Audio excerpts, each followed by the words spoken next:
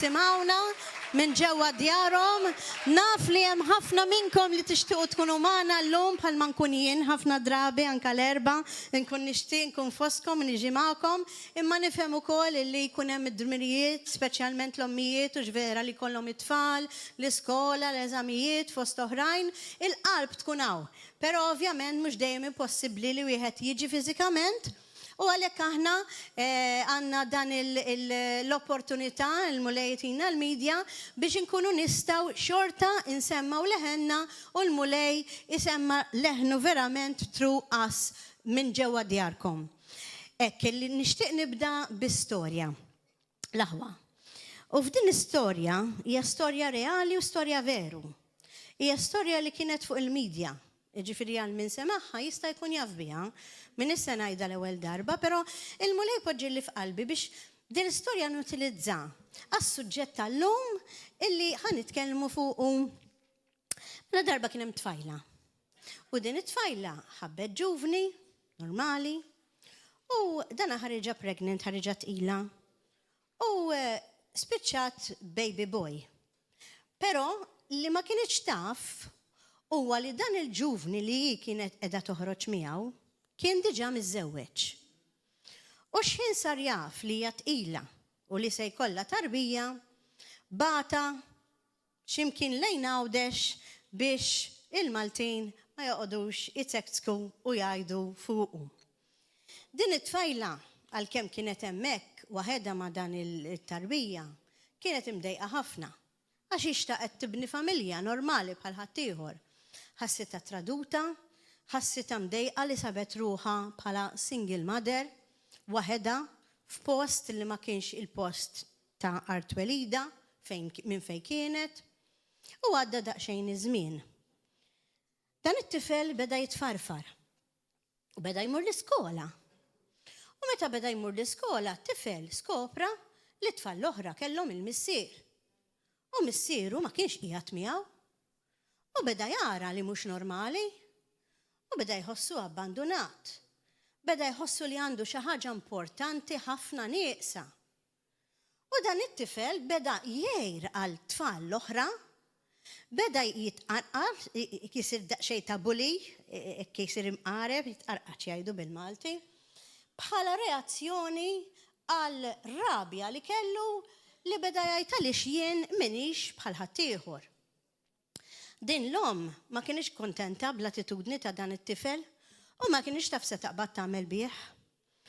Però għadda żmien dan it-tifel sar teenager, kellu mal-15-il sena u l-ommu li baqa' dejjem tfittex raġel fil-ħajja tagħha biex tiġi maħbuba għax kulħadd jixtieq li jsib l-imħabba, intaqgħet ma' dan ir-raġel u iddeċidiet li tmur tmexx miegħu barra minn Malta l-Ingilterra fejn ħadd ma jafu u ħadd ma jafa u tibda ħajjitha mill-ġdid. Però sfortunatament din il-mara li t-tifel ħallitu hawnhekk waħdu.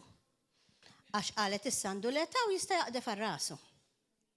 Din l-istorja vera, irrabjat it-tifel ħafna iżjed. U dit darba mhux biss kien iħossu mdejjaq u vojt għax qatt ma kellu missier li ħabbu, imma beda jħossu imdejjaq doppju għax l-om li suppost ħadet ħsiebu abbandonat ukoll u preferit raġel ieħor minn fuqu.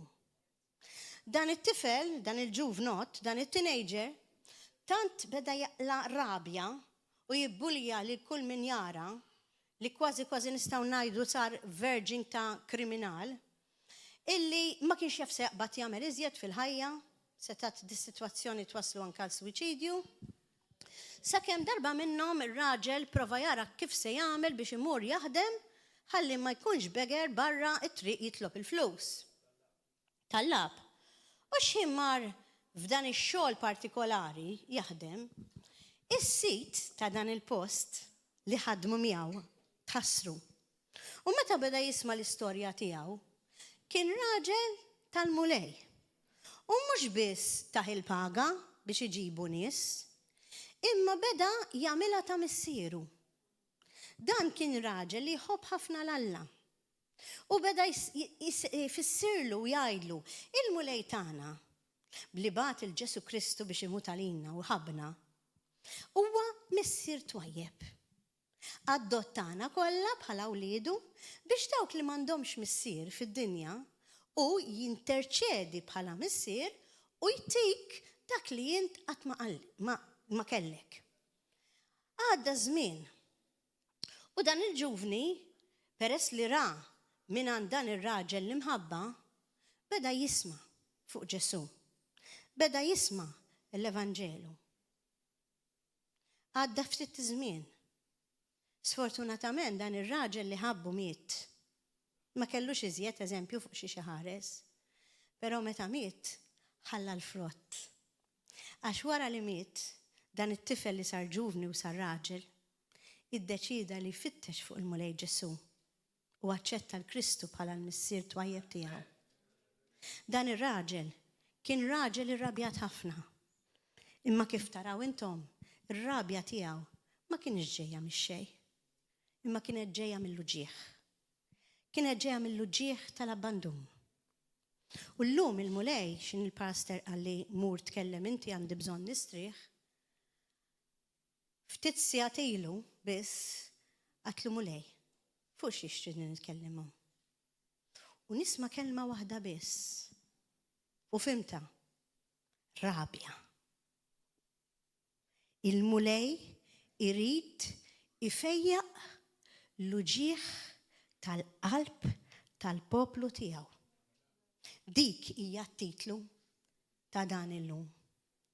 Għax jekk naraw li ħafna min-nies li jiġu anka għandna u ħafna min-nies li jiġu anka l-altar kol hawnhekk jgħidulna itolbu għalina pastors għax għandi jew għandu problema ta' rabja u ma nafx kif se naqlaħħa. U llum li nista' ngħid il-mulej tani l-opportunità li narġa' niġi hawnhekk qudiemkom u nkellimkom, nista' ngħid li se nkompli it-tieni parti tal-ewwel parti ta' nhar is-sibt meta tilkom li l-mulej irid jippożizzjona kull wieħed u waħda minna f'pożizzjoni fejn nirċievu il-fejqan. Issa llum il-mulej jgħidilna li jrid jallimna wkoll kif nippożizzjonaw ruħna biex nirċievu dan il-fejqan imma mhux neċessarjament fiżiku kif tkellimna l-aħħar darba, għax ċerti problemi u ċerta uġieħ kważi fiżiku wieħed jista' jissopporti imma tal-qalb ikun daqshekk ibes li ma jkunx jista' jgħix bih. Għalhekk illum ħaseb fina l-mulej u bil-grazzja tal-Alla juża lili u juża anka dak li studju li minn mindu kont żgħira rawwimni fih. Intom tafu li jiena pastor illum imma oriġinarjament jiena xogħli. Għamilt 30 sena nejn in-nies bħala psikologa biex il-qalb muġuwa li għandhom indewwielu u edha hawnhekk illum biex ngħidilkom kif bil-grazzja dejjem ta' Kristu u mhux bil-grazzja tiegħi irnexxieli nżewwaq l-istudju l-psikoloġija li tallimtu l-esperjenza ta' snin li nejn il-nies ma l-ispiritualità li l-mulej bħalma jiena sempliċement bniedma. Xtaqt li nara lil dawk il-persuni qudiemi jitbissmu u ma jibqgħux imdejqin, aħseb wara l-mulej x'irid jagħmel. Hemm dik l-iskrittura li tgħidilna intom nisħsina tafu tagħtu għattijiet tajba lil uliedkom u mhux neċessarjament ulied fil-fiżiku jistgħu jkunu rrid spiritwali. Aħseb wara jien il-missier twajjeb kemm jien les li nagħti rigali sbieħ. L-aħħar darba nhar is-sibt kellimkom fuq is-sorpriżi tal-mulej. Kenna sorpriża anke b'Max u sorpriżi oħra li l-mulej rid itina. U din ħad kompli. Għax di darba s-sorpriżi li jrid itina l-mulej li idewwilna l-uġieħ tal-qalb. U jekk inti wieħed minn dawk, jew waħda minn dawk, li ssofri mir-rabja, jew ġieli rrabjajt fil-ħajja tiegħek, mhux bil-fors li ssofri, jew xi ħadd li ġieli rrabja fil-ħajja tiegħu. Minkejja li aħna Kristjani, din il-kelma li poġġi li f'qalbi l-mulej hija għalik u għalija. Nistgħu naraw daqsxejn skrittura biex nibdew biha u naraw x'irid jgħidilna vera l-mulej llum il-ġurnata morru ġabbu 5. Vers 14 sa vers 18.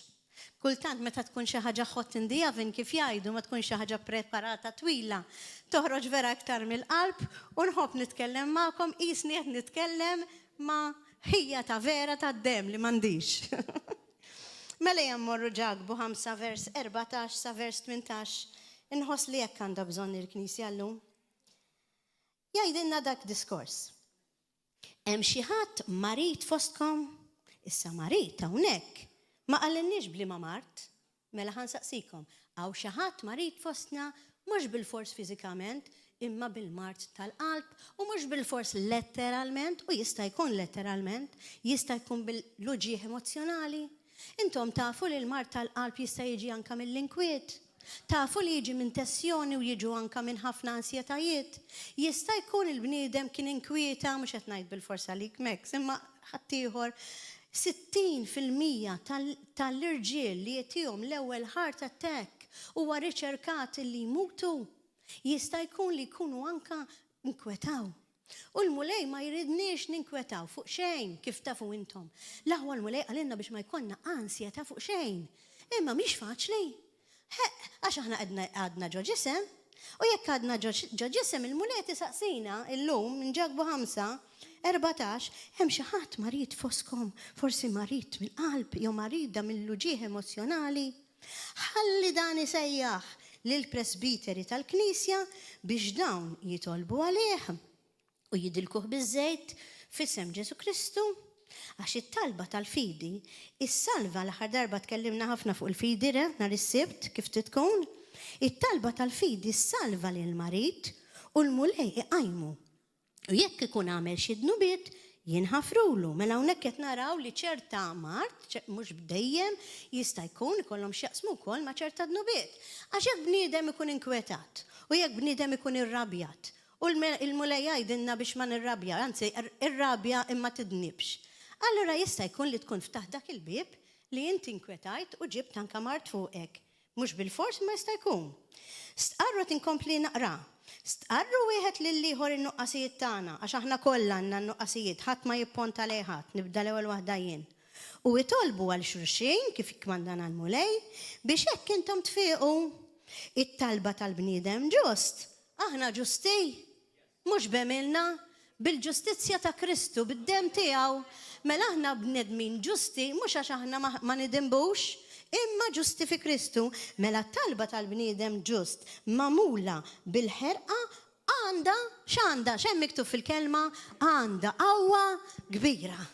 Mela llum kollha kemm intom se tinħelsu minn kull inkwiet u minn kull uġieħ emozjonali tal-qalb li ġieli għaddejtu minnhom. Tixtiequ da? Mela nagħtu glorja għal dalli ħajamel illum fostna u nagħtu ċabċipa kbira.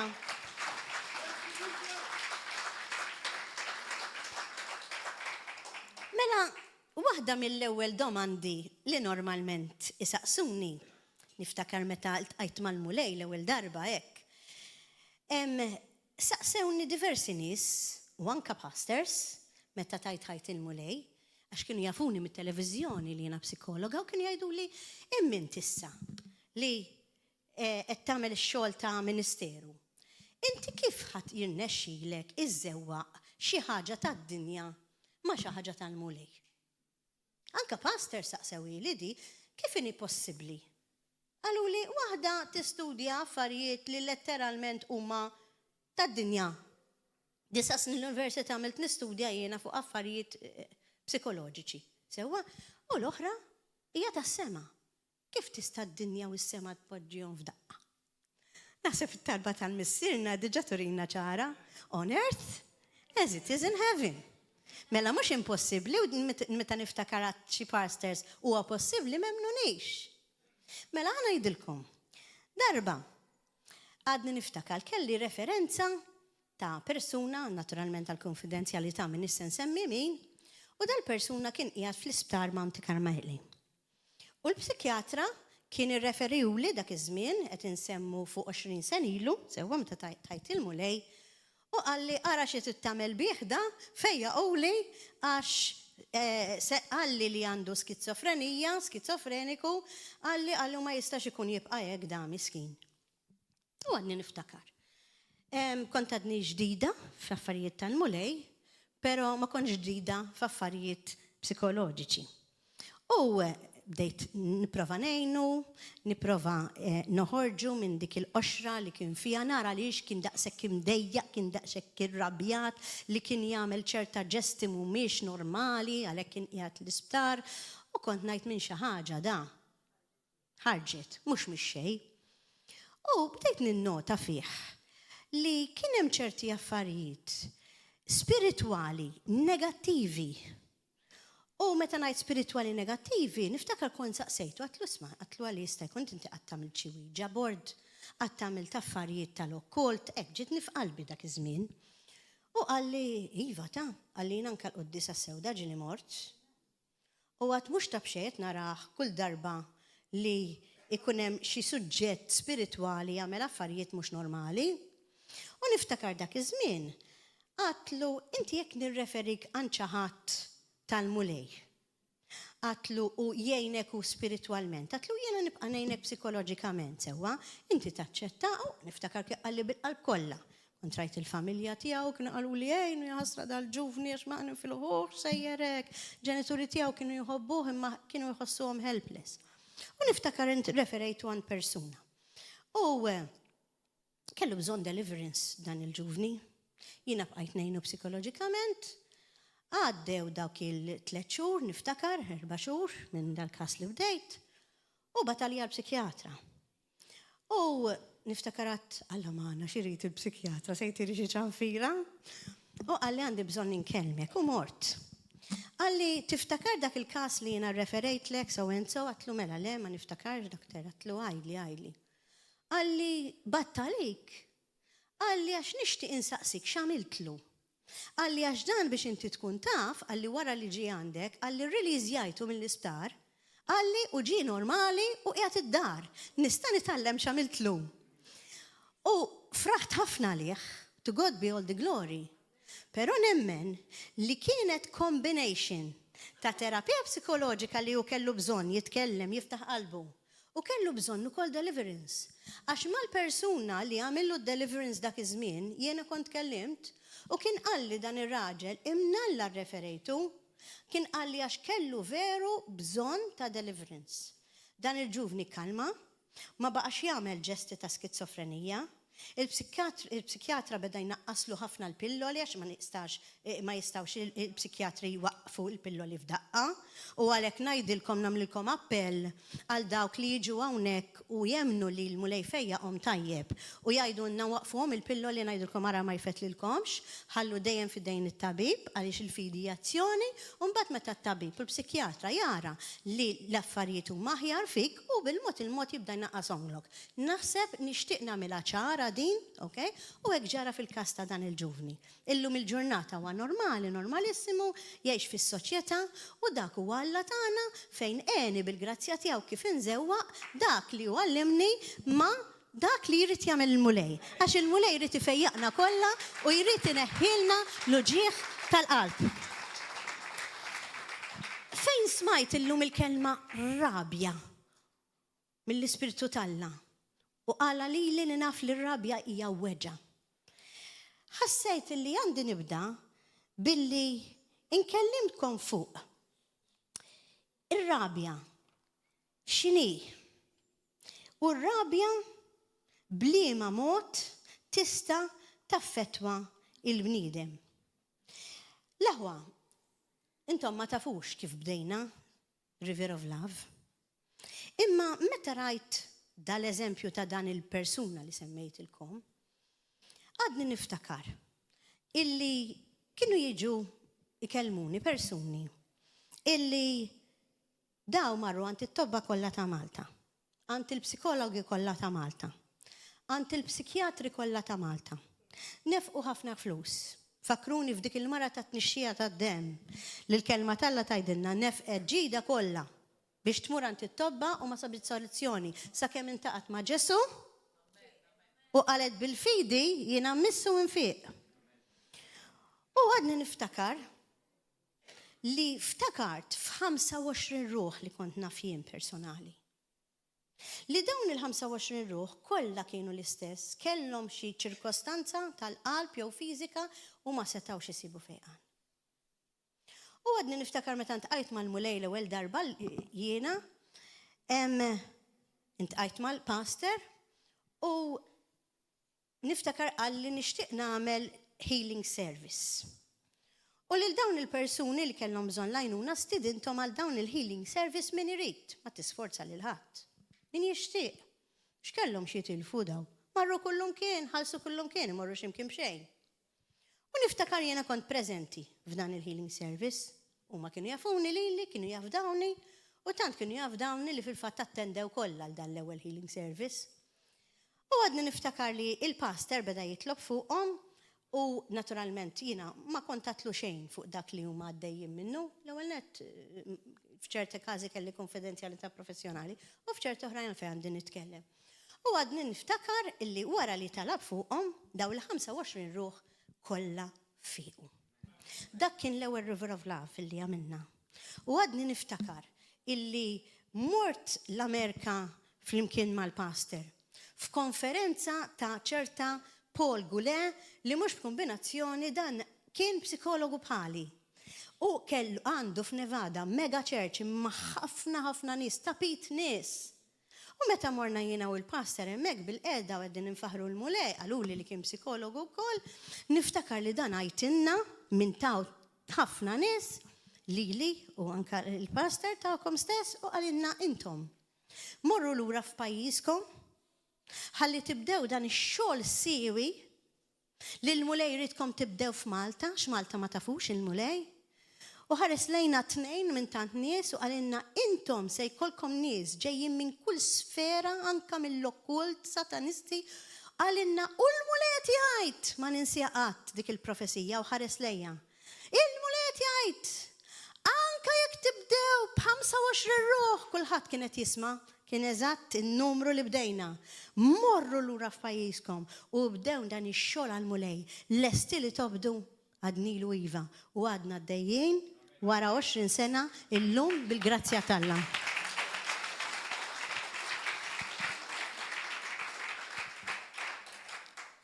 L-aħwa, nixtieq nurikom kif dawn iż-żewġ affarijiet l-ispiritwalità u l-psikoloġija jistgħu jiżżewqu. Għaliex il-bniedem jista' jkollu rabja. Il-bniedem jista' jiġi għat-talb. U t-talb dejjem hu tajjeb kif rajna f'Ġagbu fl-ewwel skrittura. Però l-effett tal-bniedem minn xiex ikun għadda, kif se tneħħiulu? Immaġina mara li sfortunatament ġiet abbużata forsi sessualment, mentalment. Jew xi waħda li ġiet raped. Tiġi hawnhekk għat-talb. Iva l-mulej jista' jfejjaq kollox. Jista' jħarsarila mill-memorja x'Alla kif rajna nhar is-sibt m'hemm xejn li ma jistax isir. Imma aħna qegħdin ġo ġisem l-aħwa nkunu daqsxejn reali for once. Okay? Ngħidu for once reali għaliex knowing il-fatt li qegħdin ġo ġisem hawnhekk il-Knisja hija sptar. U bħalma inti fl-isptar issib nies muġuha ssib nies hawnhekk li huma muġuha b'effetti ta' abbużi. U jiġu hawnhekk biex jaċċettaw il-mulej, nitolbu fuqhom, però l-effett ta' dawk is-snin li raġel jew mara tkun abbużata xi ma rridx inkun bajż mara biss, imma xi mara li tkun imbenġla mingħand ir-raġel jew raġel li jkun abbużat mill-mara tiegħu jista' jkun ukoll anke mentalment għal ħafna snin. L-effett fuq il-bniedem jibqa'. Jista' jagħti il-każ li għandu bżonn l-għajnuna psikoloġika dak il-bniedem jew dik il-mara wara t-talb biex tgħin lill-individwu joħroġ minn dik it-trauma. Għax il-mulej irid ifejjaqa. Irid ifejqu dak ir-raġel, imma mhux lakemm ngħidu nfaqgħu subajna biss, għax naf li għal Alla m'hemm xejn ma jistax isir, imma kultant imorru naqra f'estrem. Irridu nkunu naqra reali l-aħwa. Okay? Inti meta taqta subajk ma tagħmilx stikka grazzi mulej li turiji li di u mhux tħalli d-dem kollu nieżel. Inti allura m'intix qiegħed f'idi għax tagħmel stikka. Sewwa? Mela bl-istess mod, meta bniedem ikun għadda minn ambjent abbużiv, meta bniedem ikun abbandonat bħalma semmajtilkom bħal dan it-tifel li bdejt l-istorja tiegħu fil-bidu, jew ħafna oħrajn, għandu bżonn l-għajnuna anke terapija psikoloġika biex joħroġ minna trauma. Fil-fatt nixtieq li naslu f'dak l-istadju kif hemm ċerta knejjes Kristjani barra minn Malta u forsi jista' jkun intom tarawha manka fuq il-YouTube u fuq il-Facebook illi pastors u apostli u nies li huma kbar fil-mulej, ministri talla, jitolbu fuqhom u mbagħad meta jħossu mingħand l-Ispirtu talla illi dawk għaddew minn ċerta trawmi ikellmuhom jgħidulhom issa hemm il-helpers wara ikunu qegħdin nistennewhom fiċ-ċerċ nies anke professjonali jista' jkunu tobba wkoll biex jgħinukom minn dak kollu li intom ħriġtu. Nixtieq li niġu f'dak l-estremità li anke ikonna helpers professjonali li jistgħu jgħinu l dawk in-nies li għaddew minn ċerta trawmi biex joħorġu minna bl-għajnuna naturalment oħra. Il-mulej dejjem tal-għajnuna u l-mulej dejjem irid joħroġna minnhom it-trawmi u dak huwa xogħlu. Please, mhux qed nimminimizza x-xogħol tal-mulej għax Alla u Alla. Alla huwa dak li jista' kollox. Alla u Alla li l-bniedem laqqas biss jista' jibdaħdeh, laqqas biss nifmu lil Alla minn moħħna. However, il-mulej jinqeda bil-bniedem iva, għaliex le jista' jinqeda b'tabib biex jgħinek itik xi ħaġa jekk mhux tabib forsi nutritionist. Jista' jtik xi ħaġa biex jgħidlek di tgħinek jekk inti għandek whatever li għandek, why not? Okay? Mela, illum qed nitkellmu fuq ir-rabja. U r-rabja qed niftehmu li hija uġieħ u għaw ħafna nies li għaddejjin minn uġieħ tal-qalb u minn feriti kif rajna speċjalment ta' abbandun. Ir-rabja l-aħwa nista' naqsama fit-tnejn. Għalissa, bħal meta il-kelma tal-la tajdinna u tistgħu taraw ovvjament fil-Bibja be angry and do not sin. Xi tfisser di? Qatt saqsejtu lilkom infuskom be angry and do not sin. Mela jekk aħna nafu li r-rabja hija karnali. Ir-rabja hija xogħol tal-ġisem, frott tal-ġisem, mhux tal-ispirtu. Għaliex jgħidilna be angry and do not sin? Għaliex? One, l-ewwel nett hemm rabja ġustifikata. L-ewwel nett hemm rabja li ġejja mill-biża' Alla. Meta tara nies Kristjani qegħdin jinqatlu sempliċiment għall-fidi tagħhom, ma naħsibx li ngħidulhom proset, imma nħossu dik il-weġġa u nħossu dik ir-rabja. Hemm ukoll ir-rabja tal-biża' Alla. Għax il-mulej ukoll kien ir-rabja. Jekk intom taraw fl-Antik Testament kemm kien hemm ġlied u gwerer u r-rabja tal-mulej m'għandix iċ-ċans noqgħod naqralkom kollox. Okay? Imma anka fil-Ġdid Testament għax hawn min jgħid li Ġesu rrabja meta ra li it-tempju għamlu suq u kienet premeditata wkoll ir-rabja ta' Ġesu għax mar jagħmel il-ħbula biex imur tihom ħalli jitgħallmu.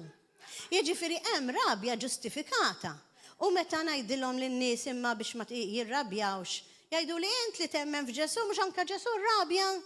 Però noqogħdu attenti. Ma niġġustifikawiex minħabba li r-rabja ta' Alla, ir-rabja ta' Kristu kienet Alla, għax hemm rabja li hija karnali, hemm rabja li hija tad-dinja u hemmhekk fejn jgħidilna l-mulej tidinbux. Għax meta inti tirrabja mhux għal affarijiet tal-mulej ma tirrabja għax hekk fettillek għax poġġejt lilek innifsek l-ewwel jew għax trid tagħmel l-affarijiet kif tixtieq inti u jekk ħadd ieħor ma kuntenta x'irrabjajt għalih, dak huwa dnub. U meta hemmhekk għandna dnub, l-għadu tagħna li huwa x-xitan, nafu li fejn isib daqsxejn tikka mqartieqa miftuħa jista' jagħmel haywire biex ikisser il-bniedem u jġalu jħossu iktar irrabjat ma jmurx il-Knisja dubjus u ovvjament jibda jwaħħal ukoll falla. Għax ġieli rajna każi li ċerta nies ikollhom ħafna rabja lejn Alla. Għax ħadilhom lil xi ħadd li kienu jħobbu għax kellu marda u midbija. Għax ma jafux il-mulej. Għax il-mulej tagħna mhux mart irid itina, il-mulej tagħna irid iħobbna u jridna nkunu kuntenti għalhekk dejna fil-bidu let the joy of the Lord is our strength, għax jekk inkunu nafu verament ma' min qegħdin niddiljaw li ħal passjoni u ħal uġieħ u tagħna biex aħna nkunu ferħanin. Hemmhekk ma nibqgħux ngħidu għax ħadli lil ċikku lil Peppi. Dak il-persuna li jitkellem hekk u dak li ma jafx il-mulej. Għalhekk meta aħna nevanġelizzaw lil xi ħadd li jgħidilna hekk, u ruħ l-iskrittura. Nhar is-sibt tajtkom diversi skritturi li m'hemm xejn li impossibbli għal mulej, imma ruħ l-iskritturi wkoll fuq ir-rabja meta jgħidilna biex ma nirrabjawx u laqqas neħduha kontra Alla għax inkunu qed niżbaljaw ta' veru. L-aħwa, min irid jikteb illum se nkellimkom fuq 7 modi differenti ta' kif tista' tidħol ir-rabja. Kull ma smajt kelma rabja mant il-mulej illum. U saret kelma, preach. Sentinkom 7 modi, min irid jikteb u jitgħallem, ta' kif ir-rabja tista' tidħol fil-ħajja tagħna bħala bnedmin. Tixtiequ tkunu tafu. Mela, l-ewwel mod, rabja li nafu li weġa, tista' tiġi minn l-ambjent kif tkellimna u tista' tiġi minn l-esperjenzi. Għaw ħafna nies li għaddew minn ħafna inġustizzji u l-inġustizzja mhijiex ċajta. Ħafna nies huma vittmi ta' inġustizzji. Inġustizzji fuq ix-xogħol, li jidħol xi ħadd ġdid u jieħu promotion u inti tkun ilek fuq ix-xogħol ma nafx kemm il-sena tistenna dil promotion u jaqbżek il-boss u ma jtielekx. Mhix ġustifikata r-rabja tiegħek hemmhekk. Meta tara xi ħadd, pereżempju, illi jgħira lik u kattif u jgerrixlek lil sħabek kollha u jgħid kontra tiegħek u ma baqalekx ħabib jew ħabiba waħda mala fami, mhux rabja dik. Mela hemm rabja ġustifikata, imma hemm rabja li hija ambjentali. Li jista' il-każ li mill-ambjent anke tad-dar l-inġustizzja kienet mal-aħwa. Forsi tkun 10 taħwa bħalma naf familji. U għomok u missierek jippreferu mid-dinja lil waħda u mhux l-oħra. Forsi ħallew fil-wirt kollox il-wieħed ma ħallew xejn l-ieħor. ċerta rabi jkunu ambjentali.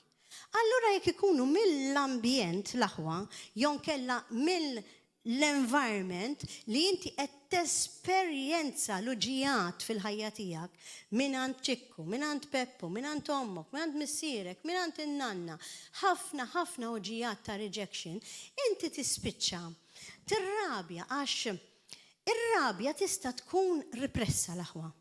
Ir-rabja tista' toħroġa u ssir kriminal u toqtol il-bniedem li jagħmellek xi azzjoni għax ma tkunx tifla iżjed. Aw ħafna kriminali li humek. U tista' tkun rabja li inti tintroġetta, ġifieri daħħala ġo qalbek, illi inti ma titkellimx, imma tkun bniedem indannat, li bniedem jinduna anka mill-espression ta' wiċċek, aw min jibda jifraħ jekk xi ħadd ikollu inġustizzja, jon kella you repress it u ma turiex, ġifieri you repress it iżomma ġo qalbek ma turiex, u mbagħad tagħmel xi waħda illi tkun tal-biża'. Għalhekk kultant jgħid il-Malti jgħidlek ibża' mill-kwiet.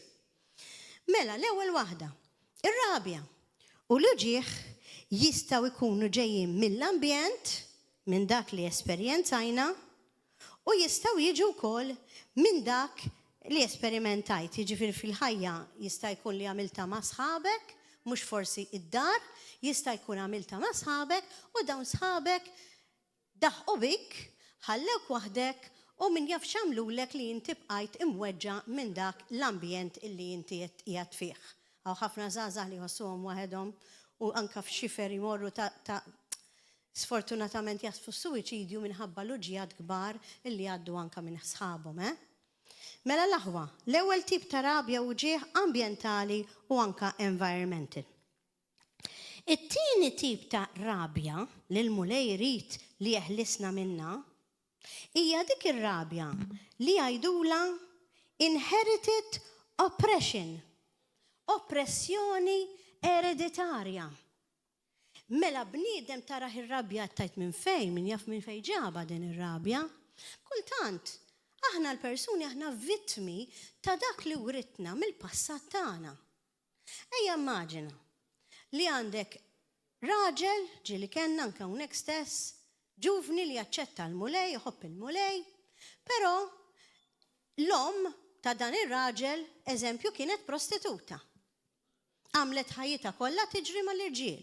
U forsi inti bħala wild kont wieħed minn dawk il-wild tal-prostituzzjoni. Mela l-bniedem dak il-baby illi twilet, diġa twilet, kif jgħidu bil-Malti, boxla xjaten fih. Mela dan, akkwistom ix-xjaten tal-prostituzzjoni li jommu kienet tagħmel u forsi missieru min jaf kemm ġera ma' nisa. Dan akkwistom. Bħal meta bniedem jakkwista xi marda mill-familja. Tinnota ħafna familji ikollhom l-istess mart through generations għax ikunu ereditari. Mela bħal mal-mart huwa ereditarju ma fissem Ġesu Kristu anka dak iridna nħelsu minnu l-mulej, hekk ukoll hemm ċerta demonji li huma ereditarji mill-ambjent u mill-antik u mill-ġenerazzjoni u dawk aħna m'għandniex kontroll fuqhom meta nkunu għadna trabi.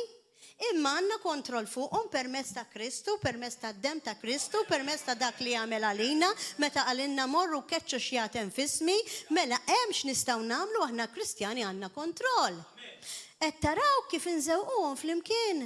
Għax bniedem li miskin ġie minn ambjent fejn ra lill-ommu tipprostitwixxi ruħha, għajdu li d-disturb li jkollu mentali, psikoloġiku f'moħħu, speċjalment jekk ikun ra viżwalment u naf ċerta nies li jraw l-ommhom anke l-missierhom ikollhom x'jaqsmu flimkien jew kellha l-ommhom tagħmel prostituzzjoni ma' ħafna nies u jaraw bajnejhom u dik għalihom hija l-ħobża ta' kuljum għax huwa normali. Daw, bil-forsi kollhom ċerta disturbi. Intuhom tore down, x'inhi s-soluzzjoni? Ok, nitfawhom fi sptar mentali tajjeb għax dawk mhumiex normali. Imma tittara minn xi xaddew. Hawnhekk fejn tidħol psikoloġija li tgħinhom biex joħorġu mit-trawmi, hawnhekk fejn jidħol Kristu li jrid ifejjaqhom għax il-mulej jgħidilna he is close to the broken hearted. Mela hekk il-kelma talla tgħidilna llum li huwa viċin ma' dawk li huma imweġġa f'qalbhom. Kif nistgħu ma ndaħlux lill-mulej meta bniedem ikun għadda minn trawmi? Kif nistgħu l-mulej ma jużax nies li huma tiegħu għandna xorti li jkunu professjonisti biex jgħinu lil bniedem joħroġ minn trawmi? Anka raġel bħal dak li rajna li kien il-boss ta' dak il-ġuvni illi ma kienx maħbub u kien abbandonat, li kien ta' Kristu ma kienx professjonali, beda jurih l-imħabba u għenu biex jaċċetta l-mulej. Il-mulej inqeda b'raġel for a purpose. Aħseb warajk ikun professjonali, dak hemm jista' jgħinu iżjed. Għalhekk ma nikkritikawx nies professjonali huma minn huma għaliex dawk jekk ikunu vera talla iżjed jistgħu jgħinu lin-nies talla, anzi għandna nifirħu. Ara ma taħsbux lin-nies hawnhekk l-apostru id-disċipli li rajna kienu kollha nies bla skola, kienu forsi kollha nies sajjieda, ma jimpurtax anke s-sajjied użeħ ħafna lil-mulej, imma kien hemm nies illi kienu professjonali, għandek Luqa, huwa kien tabib, għandek Pawlu kien bniedem ta' skola, San Pawl, kieku ma kienx bniedem ta' skola kien jikteb il-mod kif kien jikteb, titaxxaq taqra l-ittri tiegħu u jidher ta' xi ħadd li jaf jikteb sewwa u ta' skola. Għalhekk ejja napprezzaw il-kulħadd. Napprezzaw jgħidulu żgħir mhux għax żgħir, bniedem li jaħdem bl-idejn. U napprezzaw il-bniedem professjonali għax Alla ħaleqna kollha differenti bħal rainbow u kollha jistgħu jiġu użati għaslaltna talla. Amen. Alleluja. Grazzi Ġesu. Mela, tkellimna li t-tieni tip ta' mod kif bniedem jista' jidħollu r-rabja fil-ħajja tiegħu hija dak li bl-Ingliż ngħidulu inherited oppression, jew kella oppressjoni li hija ereditarja. Għandek tfal li trabi diġà għandhom ix-xitan fihom u meta aħna u ministri nitolbu fuq dak iż-żagħżugħ jew xi ħadd li jkun kiber, ġili kif tafu intom ġili anka x-xitan jitkellem minn ġo fihom u s-saqsihom minn fejn tħalt minn fejn ġew, jgħidulek ġew mitwelid mill-ġuf tal-om għax huwa ereditarju u jkollu id-dritt li jibqemm minn għalih. U aħna Kristjani f'isem Ġesu Kristu għandna kull dritt li nneħħuh minn dak il-ġisem jekk il-ġisem ma jridux. Jekk il-persuna tridu, żommu, imma jekk il-persuna iltaqat mal-mulej u ma trix dawk ix-xjater ereditarji fiha, allura għandna kull dritt illi nagħmlu id-deliverance u hemm ħaġa li xtaqt ngħidilkom vera din sentenza naħseb jekk ma ħadtu xejn, ħudu di. ħanajdilkom bl-Ingliż, imbagħad ħanajdilkom bil-Malti l-aħwa. Isimgħuha, ħnitalmu kollha flimkien ta' ħatmu aħjar minn ieħor. We are legally free by what the Lord has done for us. Aħna legalment, aħna liberi b'dak li l-Ġesu għamel għalina li huwa d-dem. However, it does not mean that we are experientially free. Mela ejja nifhmuha. Legalment aħna Kristjani, aħna liberi għax il-mulej dak li għamel fuq is-salib tagħna l-libertà. However, jekk il-bniedem li sar Kristjan l-ewwel darba għadda minn ċerta traumi fil-ħajja tiegħu ma jista' jafda l-ħadd għax il-persuna li forsi fda għamlitlu d-deni. U dan fl-esperjenza tiegħu għandu paranoja, ma jista' jafda l-ħadd għax hekk tgħallem li jekk ommu missieru qalulu ħintik xi ħaġa qatt ma tawilu, qatt ma żamma kelma, allura dan spiċċa ma jafda l-ħadd. L-esperjenza tiegħu ġalitu jkun kif inhu mhux free. Mela l-mulej jista' jeħilsu għax diġà għamel dak li għamel fuq is-salib, ħelsu diġà. Jekk bniedem aċċetta lil Kristu, imma f'moħħu mhuwiex free għax dan għadu jibża. Kif se toħroġ il-biża'? Titlob vera. U l-mulej ma tani spirtu ta' biża' u ma tana spirtu ta' sound mind. U dawk il-biżat ikunu daħlu jista' jkun minn ġenerazzjoni. Palma jista' jkun daħlu mhux biżat biss, jista' jkun daħlet ir-rabja minn ġenerazzjoni. Imma jekk ikunu strongholds ngħidulhom aħna li jkunu ġol moħħ tal-bniedem, għajd li l-bniedem li jibża minn l-oli pereżempju, jew li jibża minn nies li jitħallat man nies, kif se ġibu l-Knisja? Jgħiduk mela, le, nibża, għax fejn ara n-nies jiena jaqbadni whatever jaqbdu. Hemm bżonn lajnuna. Dawn it-tip ta' nies li jibatu mill-biża u li jibatu minn ċerta rabja u li forsi jista' jkun minn ġenerazzjoni. Vera, jistgħu jkunu spirti. Kif qed ngħidilkom għalhekk hemm bżonn l-ispiritwalità u t-talb. Però jista' wara li jkunu nħelsu minn dawk l-ispirti jibqa' fihom. Għax huma jażlu li jibqgħu jibżgħu. Għax huma jażlu jibqgħu irrabjati. Bniedem jidaj. Vizzju jidaj. Il-mulej jista' jeħelsu, għax jista' jkun spiritwali, għax missieru kien jidaj, għax in-nannu kien jidaj, familja kollha jidaw.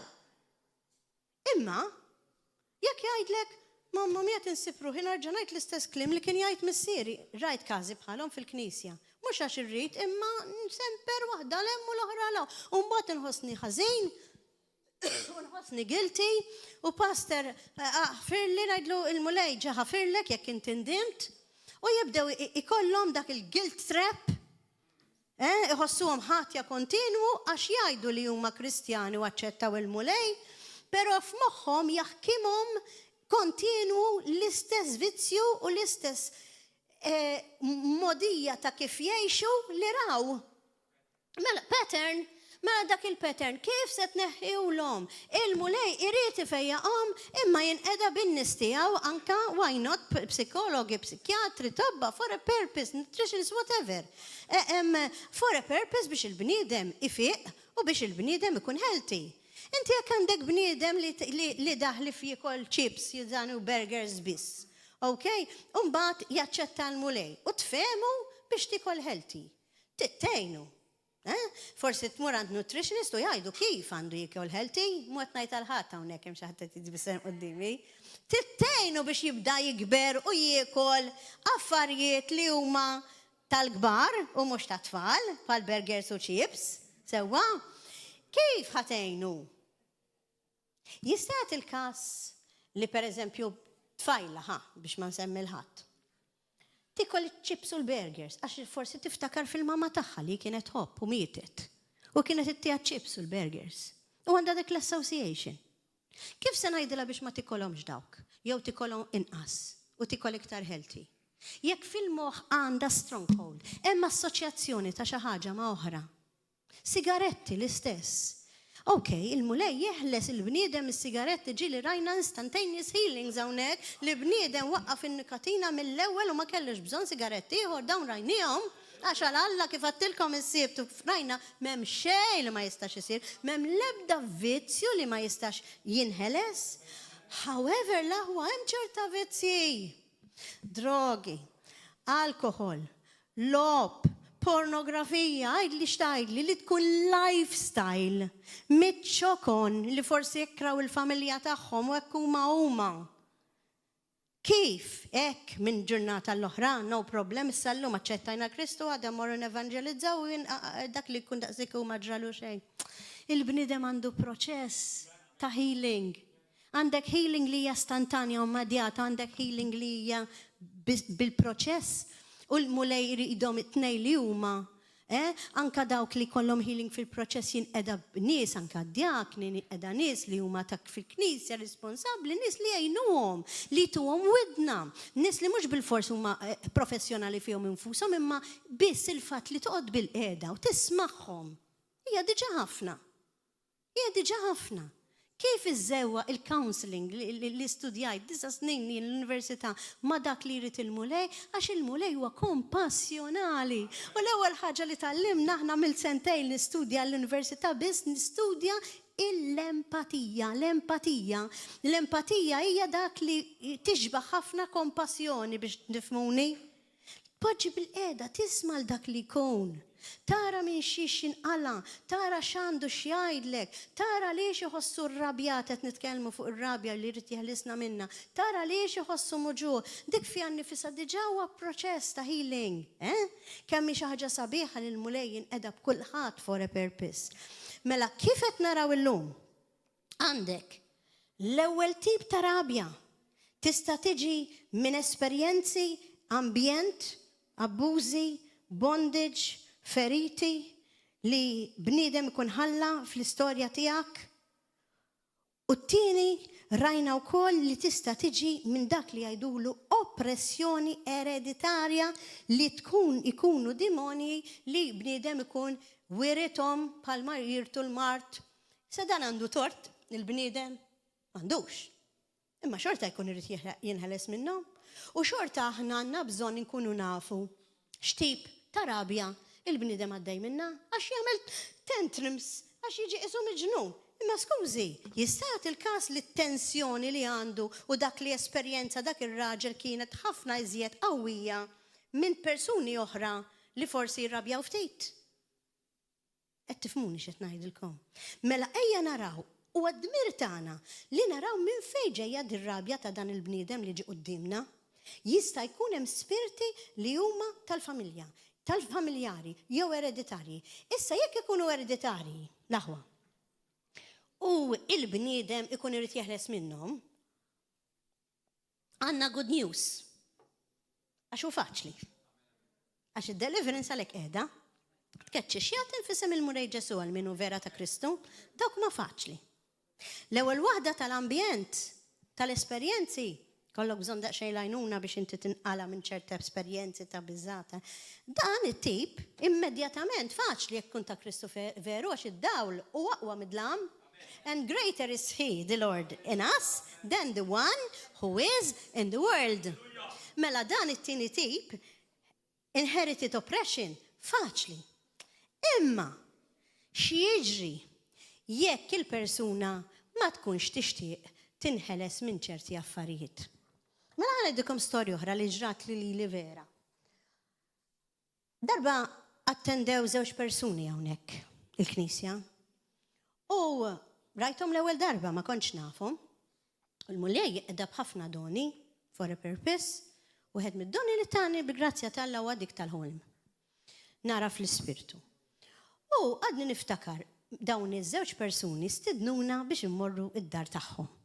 Biex inkunu nistgħu ngħinuhom, nitolbu magħhom, nkeċċullhom ix-xjatem, whatever. Però l-mulej permetta wrid li fil-ħolm jiena rajt id-dar tagħhom qabel ma mort għandhom dawn in-nies. U bdejt nara li kien hemm ħafna twieqi u bdejt nara li l-mument li aħna bħala pastors morna biex nidħlu f'did-dar, il-ġrieden spirituali, l-ispirit li kien hemm fid-dar, twerru laqqas biss riedu jibqgħu hemmhekk jekk deħlin aħna. Grazzi mulej ġiddaw laqwa midlam. Huma jitwerru, mhux aħna nibżgħu mixjaten.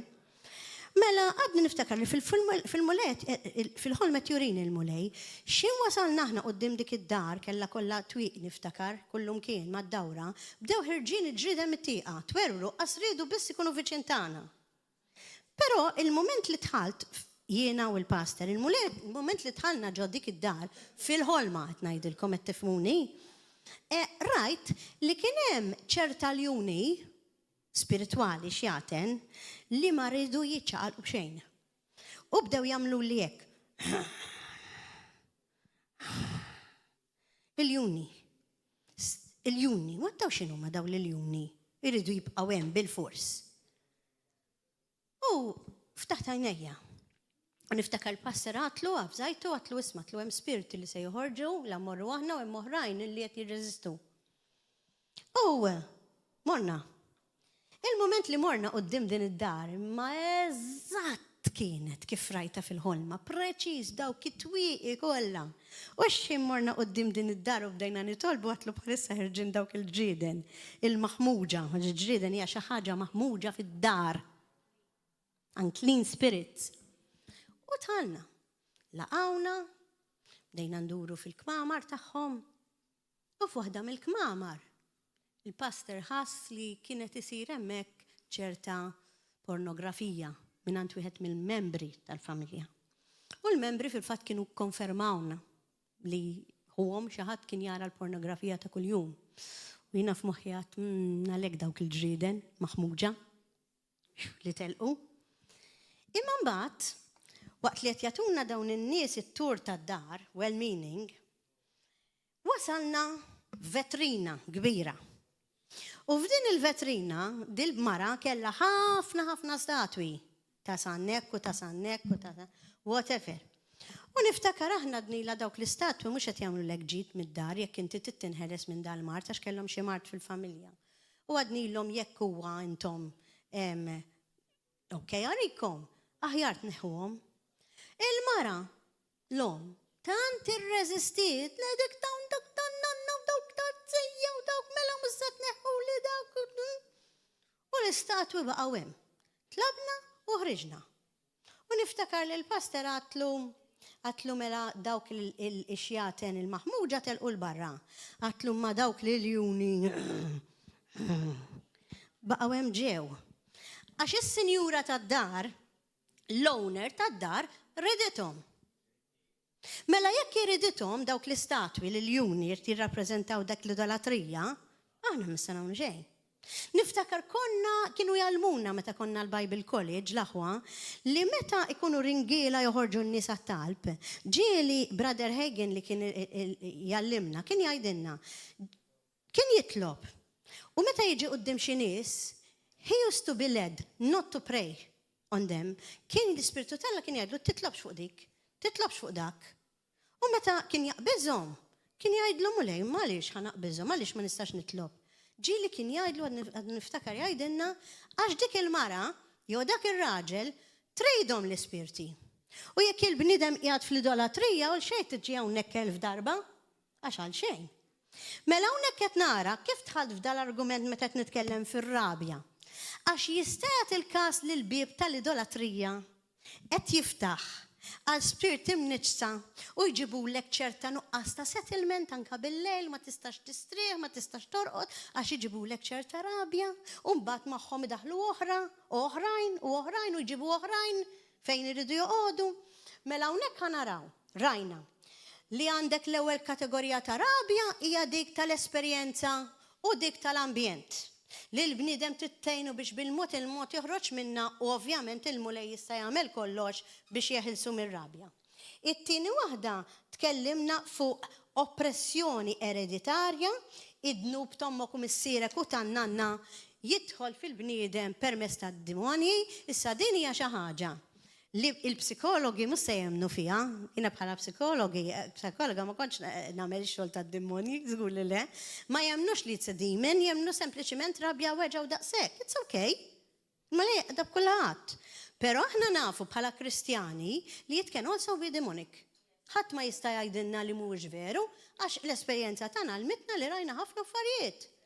Mela jekk ir-rabja hija lifestyle of anger, Hemmhekk inti qed iddaħħal dnub galor.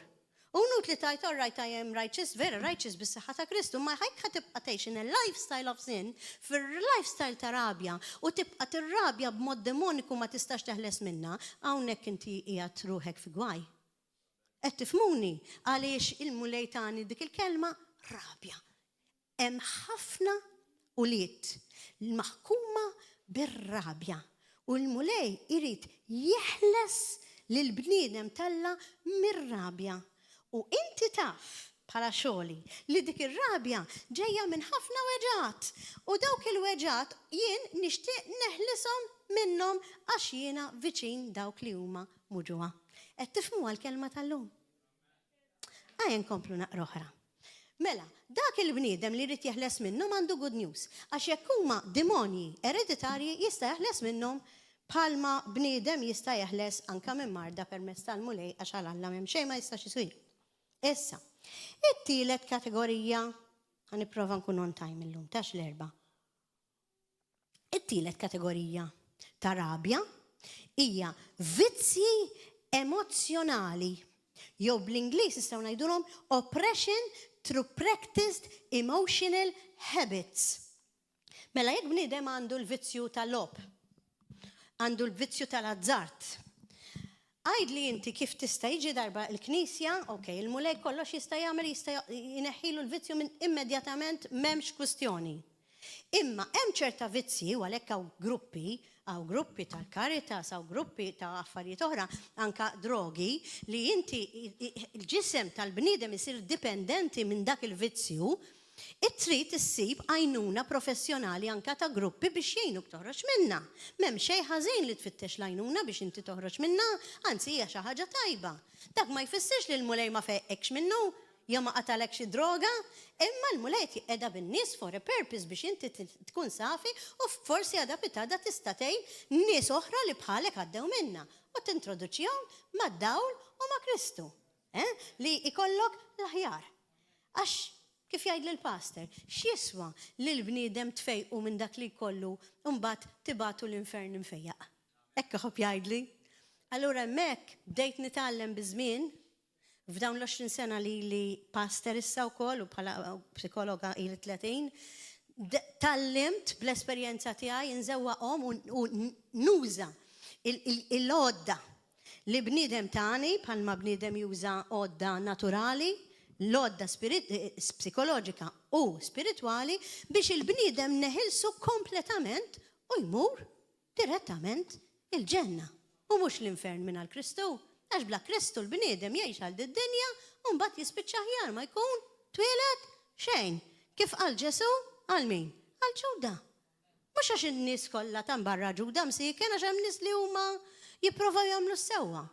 Imma jekk ma jafux il-mulej bħala s-sit u s-salvatur tagħhom, sfortunatament hawn ħafna nies li jgħidu li ma naqbilx miegħek fuq għadi pastor. Imma din il-verità. Aħna hawnhekk bil-grazzja tagħna nagħmlu l-verità. Hawn ħafna nies li jgħidu li ma naqbilx miegħek di, xiġifieri jekk bniedem ikun bniedem sewwa mara tad-dar, forsi atea jew whatever, ma temmem xejn di tmur l-infern. Din il-kelma Alla tajt, il-kelma Alla tgħidilna daw kollha li jemmnu f'Ġesu Kristu bħala binalla l-ħaj u jagħmluh is-sit u s-salvatur tagħhom hija s-salvazzjoni. Mela dawk li ma jemmnux m'għandhom salvazzjoni u nut li jiġi bniedem jgħid inti tiġġudika lili. Dil-kelma u mhux jien. Qed tifhmuni.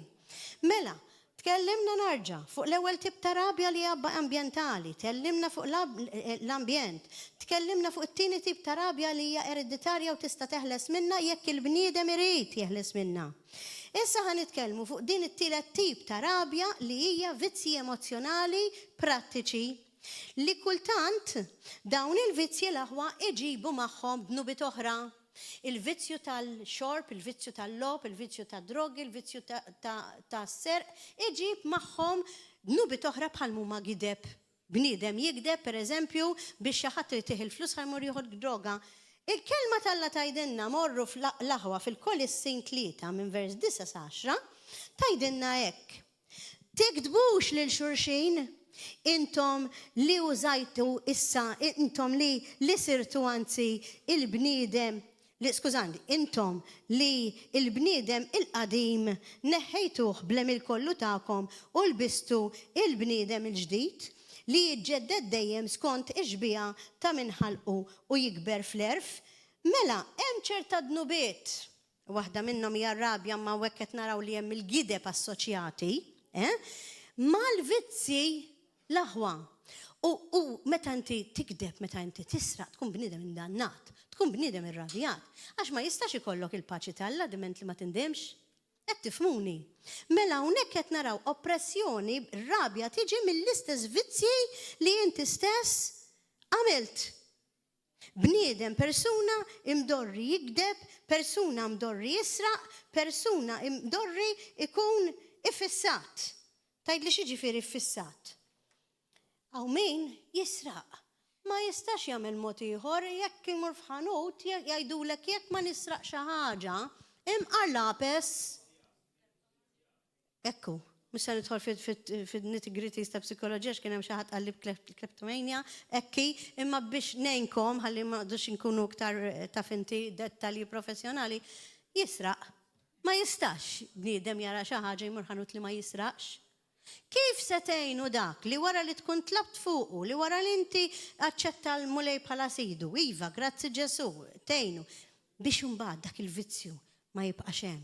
Jekk dal-vizzju forsi raħ ma ntommu. Tafu dik l-istorja ta' dak il-ħabsi li daħal jisraq, kien jisraq ħafna u daħal il-ħabs, naħseb tafu din. Meta qabel ma daħal il-ħabs għallhom tuni ċans ħalli mmur nsellem il-ommi u margidima. U għalillom Alla jiena qiegħed hawnhekk dis-sentenza ta' ħabs ħabba fik għax inti kont iġġalni nisraq, mela dawk it-tip ta' karattri. Kif se ngħinuhom? To unlearn what they have learned. Għax aħjar inti ma tkun qatt mitgħallim xejn, tkun għadek tarbija, milli dik it-tarbija drat ħażin u trid tallima bil-kontra tal-italmet. Qegħdin miegħi, qegħdin tifhmuni għaliex il-mulej kellimni rabja u jinfimtu bil-grazzja tal-Alla biex ngħaddi din il-kelma. Mela, hawnhekk ħanaraw illi kultant il-personalità f'din kategorija, vizzi emozjonali prattiċi, il-karattru tal-bniedem jista' jaffettwa ir-rabja. Għandek karattri irrabjati, għandek oħrajn kalmi. Imma għandek karattri li jbatu minn ossessjonijiet f'moħħhom irridu jiċċekkjaw il-ħin kollu u il-bieba, poġġew bil-qeda 3 darbiet, irridu jiċċekkjaw il-forn, il-friġer ġejjin u sejrin, ikunu karattri ossessivi l-aħwa. Li jekk huma jkollhom ħafna dawn in-nies ikollhom ħafna dubi, imma laqtu il-bib, imma miltek, imma naddaft biżejjed, imma karattri bħal dawn din natura ossessivi, forsi jixpol ommhom jew xraw, jew min natura tagħhom hekk. Huma problematiċi għalihom infushom l-aħwa ħabba l-mulej. Għax hekk il-mulej jgħidilna għandek ikollok fidi mingħajr dubju. Jekk daw jiddubitaw f'kollox anke fihom infushom, mhux bil-fors ħajiddubitaw fil-mulej. Qed tifhmuni. Jiġifieri taħt din il-kategorija ta' vizzi emozjonali prattiċi jaqgħu anke nies li għandhom problema. Għandhom problema ta' karattru. U jkunu jixtiequ joħorġu minna ta' ssibhom ħafna dawn nies Alla-jnuna. Jgħidulek ja ħassna nixtieq ma nkunx daqshekk kif fissat, nixtieq ma nbatix daqshekk minn ansjetà, nixtieq ma nbatix minn dik ir-roda, nixtieq ma noqgħodx inħossni depressed kull darba li nħossni guilty li ma għamilt xi ħaġa sewwa għax esaġerazzjoni dawn iħossuhom. Hawn nies bħalissa l-mulej tiġib li miżien quddiem għajnejja u nħobb nużah dan il-miżien fis-sessions li nagħmel man-nies. Il-miżien immaġinaw, ma stax impinġilkom bħalissa, immaġinaw miżien. Anzi 3 miżien, x'għid bil-Malti? Miżien 3. Imwieżen, 3 imwieżen. Mela wieħed miżien minnhom għandu ħafna weight qiegħed kara. Sewwa hemm ħafna weight din in-naħa. Normalment issib karattri li għandhom ħafna weight fuq il-guilt. Guilt complex, ibatu ħafna mill-ħtija, anke jekk ma jkollhomx għalfejn, ħossuhom guilty. Għandhom ħafna weight. U l-istint ma tantx għandu weight. Għandek il-miżin l-ieħor qiegħed hekk. Ta' nies illi għandhom ħafna weight bil-kontra, ma jħossuhom ħabtija ta' xejn jekk imorru jisirqu xi importanti, ma jħossux kuxjenza, mela għandhom il-weight ta' bla kuxjenza, nies li jgħidulhom antisocial li jisirqu kriminali u ma jħossu xejn. Mela tnejn li huma maħżina għall-mulej. Għax jekk inti bniedem bla kuxjenza problema għax jibqa' jaffiġlek fil-vizzju, jekk inti dan ressaqtu lej il-mulej. U għandek il-bniedem liħor li huwa kuxjenzu siżejjed da qed jiddubita falla, għax qed jibbaża fuq innifsu m'għamilx oġġett tajjeb, it-tnejn maħżina. Il-bilanċ ħafna drabi mpinġi miżinek kien huwa li inti ikollok ammont ta' kuxjenza daqskemm għandek ammont ta' estent. Jiġifieri f'kelma waħda, jekk inti mort f'ħanut ta' ċurket u rajt ċurket u għoġbok, inti tajt le m'għandix inħossni għalfejn inkun guilty jekk jiena nixtrih, jekk jien naħdem mhux għalhekk naħdem, joġobni, imma mhux se nisirqu. Allura xtrajtu għajdlu grazzi mulej li inti provdejt li l-lajnuna u l-finanzi li nista' nixtri xi ħaġa li oġbitni. Il-mulej ridna nkunu happy. Iridna why not nixtru xi ħaġa, basta ma jkunx il-vizzju tixtri kontinu, imma billi tixtri xi ħaġa li tferħek. The joy of the Lord, why not? It's our strength. U l-mulej jifraħ għalejk. Anzi darba niftakar li kont barra minn Malta u rajt ċurked veru sabiħ. U fl-ispirtu tiegħi ħassejt, veru ta' ma xinnaċ tiegħi jisimgħu leħni. Fl-ispirtu tiegħi ħassejt, ixtrih dak minn għandi għalik. U xtrajtu għadu għandi għal qalbi, kellu forma ta' qalb, kien viola, purplish, ta' sacerdotoriali u għadu vera għandi għal qalbi. Why not? Il-mulej ridna nkunu ferħana hekk. Mela l-bilanċ huwa importanti li jkollna ħa ma nkunux irrabjati. Għax bniedem li seraq ikun irrabjat mod, u bniedem li jħossu dejjem ħati u ma xtarax dak li jrid ikun irrabjat mod ieħor. Qed tifhmuni għaliex irridu nkunu attenti x'tip ta' rabja qegħdin niffaċċjaw mal-bniedem li jiġi qudiemna. Mela, għandna ir-rabja tal-karattru. U ħafna ċekkja repetittivi, dawk mhumiex minn Alla, ikunu kollha fil-moħħ. Għalhekk il-mulej jgħidilna fir-Rumani 12 vers ta' fuqadi l-iskrittura żgur. 1 u 2 ġeddu femietkom biex issiru tafu dak li joġob il-mulej, dak li hu tajjeb u li hu perfett. U jgħidilna wkoll biex nofru ġisimna sagrifiċċju ħaj sewwa ħalli nkunu vera Kristjani u sagrifiċċju ħaj tfisser jekk int kont tisraq ma tibqax. Sewwa fost oħrajn. Mela hawnhekk qed naraw dil-kategorija għandna l-karattru. Ħaniprova naġġel ftit.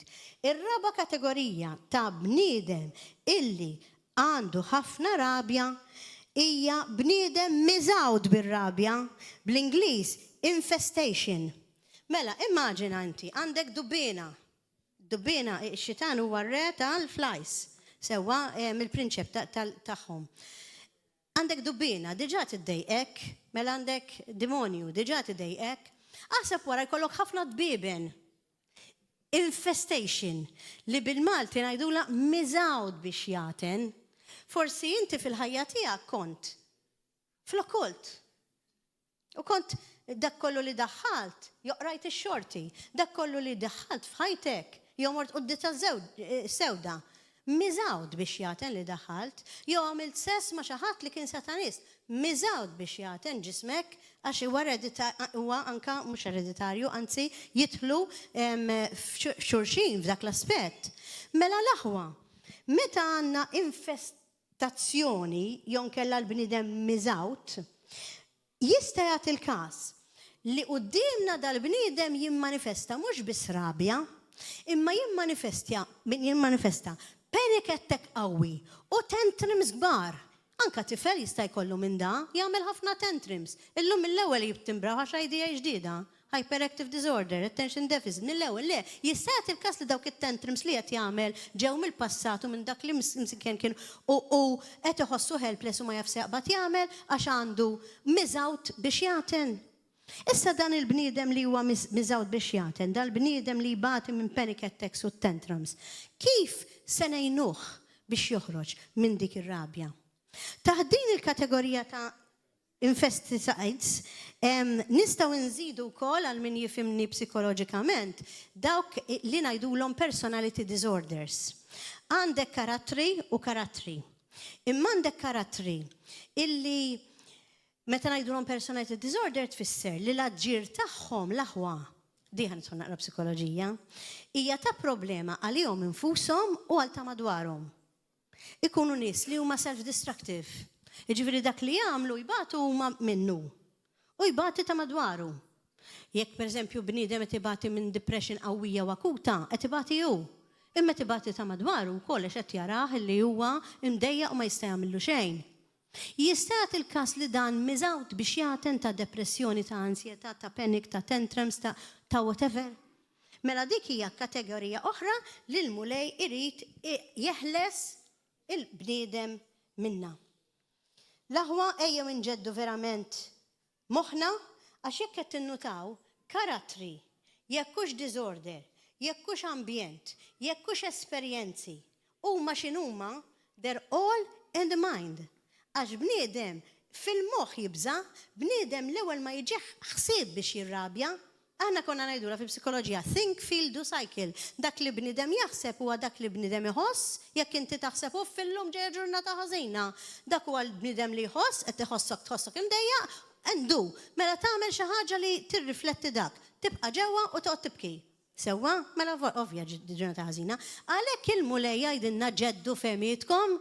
U meta nġeddu fehmietna bħala Kristjani jfisser li noqogħdu attenti dak li qed joħroġ minn fomna. Għax dak li ngħidu huwa dak li inti tiġib. Hemm studji kbar u sħaħu tallimna aħna ħafna fuqhom dawn, mela narġgħu naqraw Rumani 12 vers 1 u 2 eżatta, il-ħajja ġdida fi Kristu, nitlobkom ħluti għal ħnina talla, offru ġisimkom sagrifiċċju ħaj, f'kull mod, fuq is-ser, fuq il-last, fuq is-sesswalità kollox. Għaddis, joġob lill-Alla, jiġifieri l-qima spiritwali tagħkom. U timxux ma' xejra ta' d-dinja, jew kif kontu timxu qabel, iżda nbidlu skont it-tiġdid ta' femietkom biex tarfu taraw x'rid Alla u x'inhu perfett. Mela l-aħħar żewġ modi, 3 modi malajr, ħsibt li ħandu minqas. L-aħħar 3 modi ta' kif ir-rabja mhux ta' b'xejtani kelma waħda l-mulej għax minnu tista' toħroġ.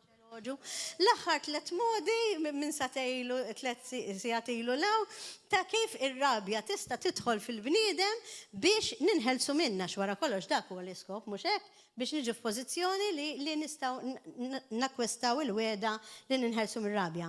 Mela, il-ħames waħda hija inhabitation. Meta għandek bniedem, ftit ilu semmejtilkom dik l-istorja ta' meta dawk l-istatwi dik il-mara riddithom fid-dar.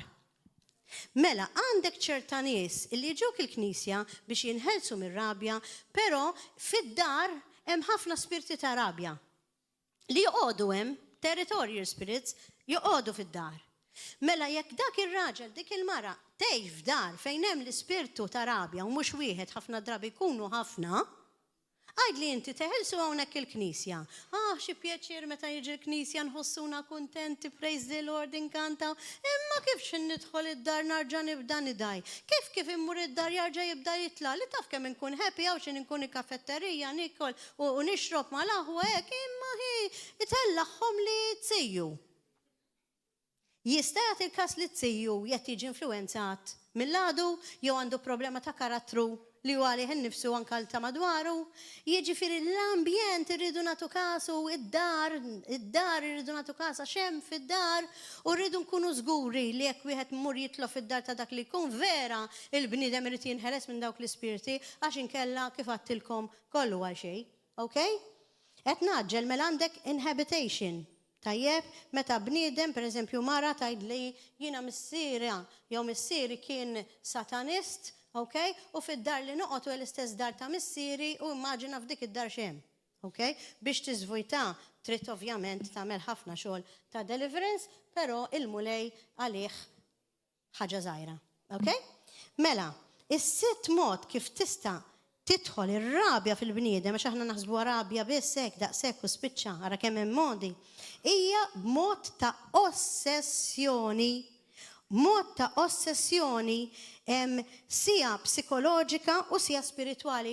Hawn nies li huma iffissati f'affarijiet spirituali. Ġilint għajtu magħhom daw, ġejjinu sejrin erru pereżempju fit-tradizzjoni kattolika, reliġjon kattolika, ġejjinu sejrin u kull ħaġa li jagħmlu anke jekk imissu ma x'imkienu jaħsbu li hemmhekk sar xi ħaġa ġew imorru ġejjinu sejrin u ġejjin ossessjoni spirituali, ossessjonijiet ta' kull tip, qas timmaġinaw x'nintaqgħu magħhom.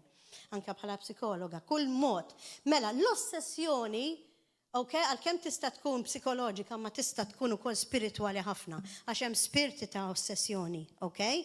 U fil-fatt naraw li Marija Maddalena jekk tmorru Mark 16 vers 9 naraw li kien hemm 7 xjaten li l-mulej keċċa minna. Wara li qam mill-imwiet fil-għodu kmieni minn Mark 16 vers 9, fl-ewwel jum tal-ġimgħa Ġesu der l-ewwel lil Marija ta' Magdala li minna kien keċċa 7 xjaten. Jista' jagħti il-każ li daw l-xjaten li keċċa minnu kienu ta' ossessjoni.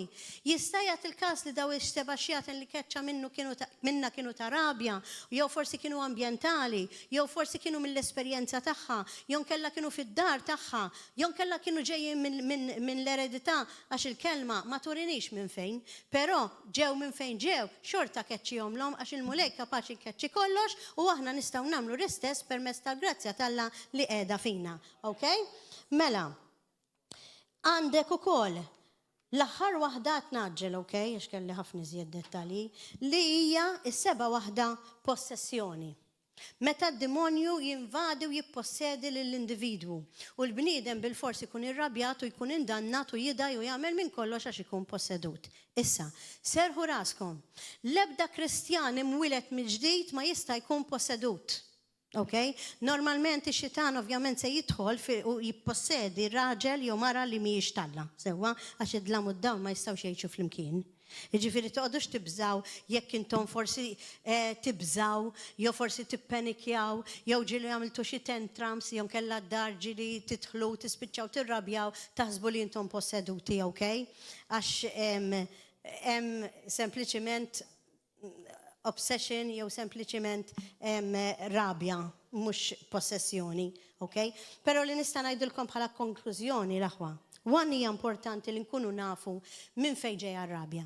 Tul il-mulej jrid jaħlisna minn dawn ir-rabi għax jista' jkun dawn li semmejt mhux qegħdin f'ħadd ieħor, imma qegħdin hawnhekk fil-poplu tal-Alla. U bħala konklużjoni nixtieq ngħidilkom ukoll illi l-mulej ikkreana fl-immaġini tiegħu, u dan intom tafuh, u perfett. Però sfortunatament u nafu mill-Ġenesi, minħabba dnub ta' Adam u Eva tal-ewwel nisel huwa vera, mhix fittizja, għax jibdew jgħidulu dik hija storja sempliċiment hija vera miktuba fil-kelma tal-Alla, okay? U sar id-dnub, minħabba dnub tal-ewwel nisel daħlu ix-xjaten. Ix-xitan ħa over għax taw ħidrit li hu over id-dinja, allura jekk ix-xjaten qegħdin fid-dinja, in-nies li mhumiex tal għandhom xjaten kemm trid. U kulħadd underlined u highlighted u anke jekk mhux se jaqblu miegħi min qed jismani, żgur mhux se jaqblu miegħi, kull min mhuwiex tal-Alla, kull min qiegħed fid-dinja, kull min għadu ma ċċettax il-Ġesu bħala s-sitt tiegħu, mhux qed nitkellem imur il-Knisja, li jkun imwieled virġid vera, bil-fors għandu bżonn deliverance. Għax kollha kemm aħna naqgħu taħt id-dnub tan-nisel jekk ma ċċettajniex il-Kristu fejn daħlu ħafna xjaten u d-demonju wasit. Okay? U nut li wieħed jieħu għalih dik hija l-verità. Il-verità hija għal kulħadd. Tajjeb, għalhekk illum ħajkonna stedina anke min qed jismana biex jitwieled mill-ġdid, biex jaċċetta l-Ġesu Kristu bħala s-Sit u s-Salvatur, u jekk ikollu bżonn jinħeles minn ċerta xjaten, jekk hux panic, jekk hux depression, jekk hux ansjetà, jekk hix semmi li trid rabja, tista' you're very welcome tiġi fi Knisja tal-Alla fejn issib nies li jpoġġu kif rajna f'ġagbu fil-bidu idejhom fuqek li huma tal-Alla u intom tfiqu. U llum il-mulej jrid ifejjaq mhux biss l-ġieħ fiżiku kif tkellimna l-aħħar nhar is-sibt, imma nistgħu ngħidu li issa t-tieni parti tagħha di għax irid ifejjaq ukoll il-problemi u l-ġieħ emozjonali u tal-qalb. L-aħwa x'inhi s-soluzzjoni għar-rabja? Għal dawn ir-rabji li nsibu, is-soluzzjoni dejjem huwa l-mulej l-ewwel u qabel kollox u jista' jagħmel kollox. Però why not illi jkun hemm it-talb u jkun hemm anke xi counseling, all right, biex il-bniedem tgħinu joħroġ minn dak li fil-ħajja tiegħu esperjenza ikompli jgħin. Aħna maħniex tad-dinja imma qegħdin fid-dinja. U għalhekk kollox aħna maħniex vulnerabbli minn xejn. Alright? Imisna ximisna f'isem Ġesu Kristu il-mulej rrid jeħlisna minnu. Għax il-mulej tagħna bid-dem tiegħu ħa kollox ħalli aħna nkefattilkom inkunu liberi minn kull xitan, minn kull marda, minn kull uġieħ tal-qalb u minn kull ħaġa li mhux ġejja minn Alla. Kull ħaġa li ddejjaqna, kull ħaġa li ġibilna dwejja, jekk ix dieqa, jekk ix xini, mhux dejjem minn Alla, daw kollha ġej mix-xitan. Il-ġenna m'hemmx dieqa, il-ġenna hemm ferħ ta' dejjem. Għalhekk meta l-mulej jgħidilna on earth as it is in heaven, sinjal li ridna nfiequ mill-luġġett tal-qalb li hu s-suġġett tal-lum mill-lum u minn issa. U jekk ma nkunux infejqin, noqogħdu attenti biex nitolbu għal ħaddieħor għax jista' jkun dawk id-demonji li l-bniedem ikollu jitfaħħom fuq ħaddieħor meta jitlu fuqu. Mela make sure li l-ewwel inħelsu aħna, okay? Mill-luġġett tal-qalb, u mbagħad dak il-mod nistgħu ngħinu lil ħaddieħor biex jinħeles. Fejn ma naslux aħna immorru għand nies li huma bħad-djakni fil-Knisja, fejn ma naslux id-djakni hemm professjonali u fejn ma jaslux il-professjonali hemm dejjem Alla li jista' jagħmel kollox. Amen. Mela ejja nagħmlu indiema u nsellmu lil dawk in-nies li qegħdin jismawna u nagħtihom invit li anke jaċċettaw il-mulej Ġesu bħala s-situ Salvatur tagħhom u nagħmlu indiema tar-rabja. Naħseb kollha kemm aħna. Sienu vera, għana għedin ġoġisem. Irridu inqumu bil-wifqa biex namlu għaddi l-indima, għax min jgħid li fħajtu għatma rabja najdlu għiddib. Diġa għettamel dnubiħor, tar-rabja u tal-għiddib, mela tittindem doppju. Tajjeb, mela qabel ma nindmu doppju, kifet naraw, ħalli namlu talba ta' salvazzjoni, ovvjament tal-min għadu għatma taħajtu l-mulej, u nistidinkom li tiġu il-River of Love fil-Knisja kull nar ta' Sibt fis-7, kull nar ta' ħadd fl-10 ta' filgħodu bl-Ingliż u kull nar terba' bħallum fis-7. Ejjew u kif tajt il-kelma u taraw kemm hu tajjeb il-mulej. It's not about us, it's about the Lord. Aħna qegħdin hawnhekk messaġġiera tiegħu servjenti tiegħu vera u nagħmlu xorna li qabbadna. Ħalli n-nies kollha jekk jista' jkun ta' Malta u tad-dinja, Nations for Christ, jinħelsu mixjaten. Tajjeb ħalli jaraw iċ-ċalla, dak huwa l-iskop għal xi qed ngħixu li aħna nkunu fil-ferħ ta' dejjem għall-eternità. Amen. U grazzi għal Kristu li permezz tiegħu biss nistgħu naraw iċ-ċalla. Għalhekk hekk flimkien nġeddu il-twemmin tagħna u lessu li d-diska Your Love is Supernatural Please għal min jixtieq tokka tal-Ispirtu talla u joħroġ m'għandix għalfejn ngħid ħafna sempliċiment impoġġi idea fuqkom u intom tfiqu mill-problemi tal-qalb. Għax il-mulej permezz ta' tqejjed tal-idejn irid ifejjaq illum. Okay? U għalhekk nirringrazzja l-Alla anke għal dawn in-nies li qegħdin jismawna llum, hekk min jixtieq verament jagħmel indiema u jgħid lil mulej li jixtiequ bħala sidu ngħidu dan il-kliem. Mulej Ġessu, nirringrazzjak tal-li smaj din il-kelma llum. Fejn inti turini li anke jekk jiena ma kellix min iħobbni, inti tixtieq teħlisni mill-luġieħ tal-qalb. Mulej Ġesu, grazzi tal-il-passjoni ħarxa tiegħek għamilta inta lija biex jien ninħeles minn kull forma ta' abbandun, minn kull forma ta' uġieħ, minn kull forma ta' rabja. Mulej Ġesu, llum niddeċidi li nagħmlek is-sit u s-Salvatur tiegħi għax naf li permezz tiegħek biss nista' naraw iċ-ċalla. U mulej Ġesu, niddeċidi wkoll, iva niddeċidi wkoll illi naħfer il-dawk stess li weġġawni li permezz tagħhom nirrabja. Jekk mhux ommi u missier, jekk hux ir-raġel, jekk hux il-mara, jekk hux it-tfal, niddeċidi li naħfrilhom. Kif għamel Ġesu Kristu fuq is-salib, meta ddeċida li jaħfer dawk kollha li kienu qegħdin ibaltulu u jweġġaw fuq is-salib u biċċruh. Ħalli permezz tek aħna nkunu rasna mistrieħa li wara l-mewt tagħna ruħna tgawdi lil mulej Ġesu u lil Alla ħaj għall-eternità permezz tad-dem ta' Kristu. Għalhekk nirringrazzjaw il-mulej għal dak li għamel għalina u aħna nagħmlu ndima doppja jew tripla kemm tridu tgħidu intom u nsellmu lil YouTube. Grazzi mulej u narawkom il-Knisja f'dawk il-ġranet li għattilkom. God bless. Nagħmlu l-indima aħna bejnietna ma tjana ħadd. Kolla kemm aħna mulej Ġesu